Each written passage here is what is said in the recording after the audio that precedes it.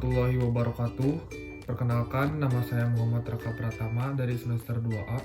Di sini saya akan mereview kembali materi yang telah dijelaskan oleh Profesor Dr. Hajah Heni Nuraini SHMH beserta asisten dosen Dr. Muhammad Rendi Aridayandi SHMH mengenai tindak pidana atau strafbar feit atau delik.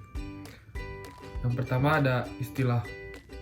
Lebih banyak dipergunakan istilah tindak pidana dibanding perbuatan pidana, peristiwa pidana, pelanggaran pidana, dan lain-lain.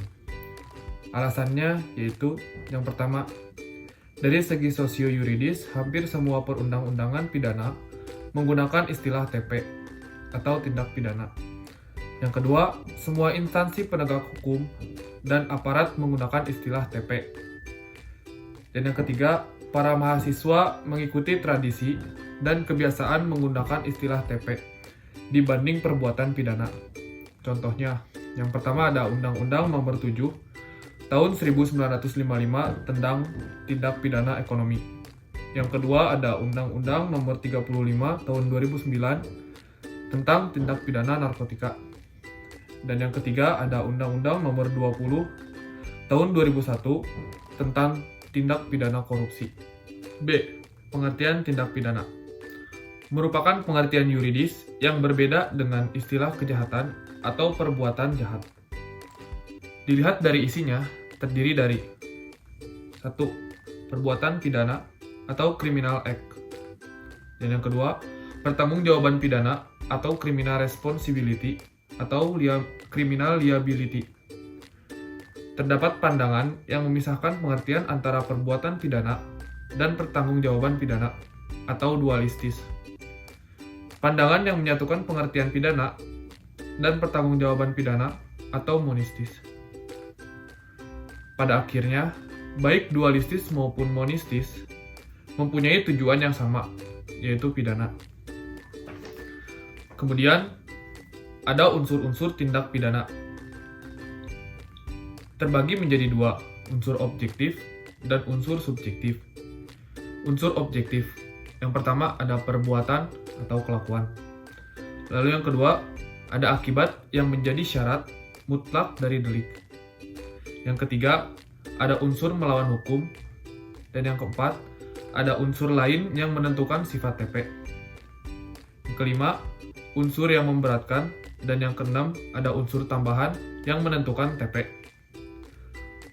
Unsur subjektif. Yang pertama, ada kesengajaan atau dolus.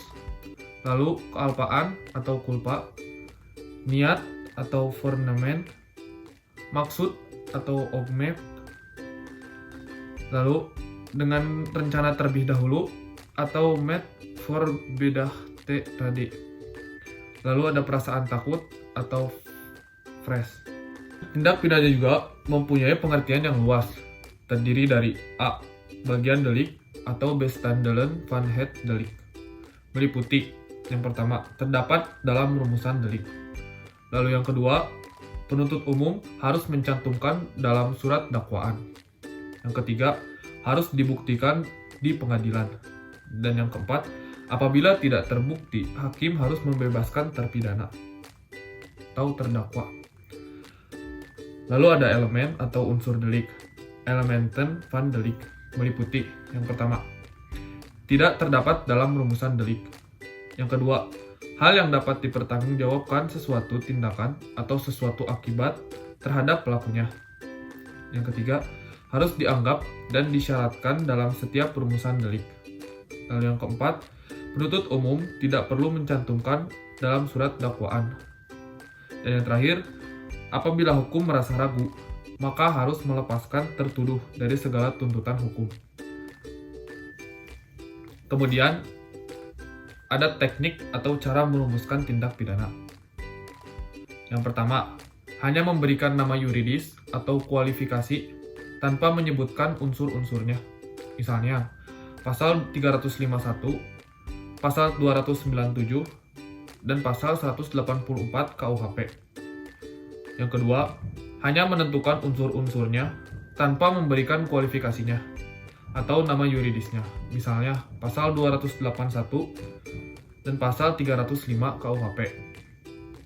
Dan yang ketiga, memberikan kualifikasi dan unsur-unsur serta nama yuridisnya. Misalnya, pasal 362, 372, dan pasal 378 KUHP. Sekian video review materi dari saya. Wabillahi taufiq wal hidayah. Wassalamualaikum warahmatullahi wabarakatuh.